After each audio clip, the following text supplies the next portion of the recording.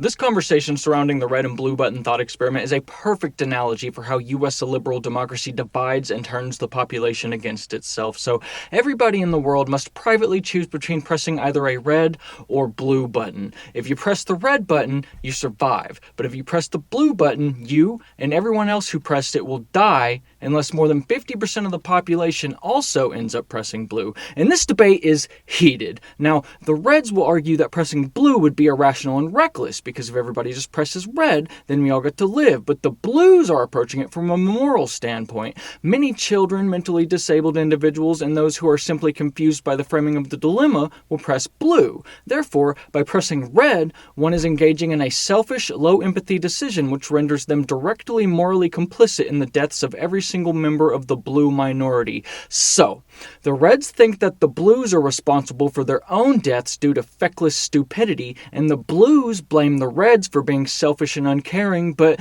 neither of them are right, because much like our two-party electoral process, you were never really being given a choice to begin with. You've just been conditioned not to question the premise, the very system itself.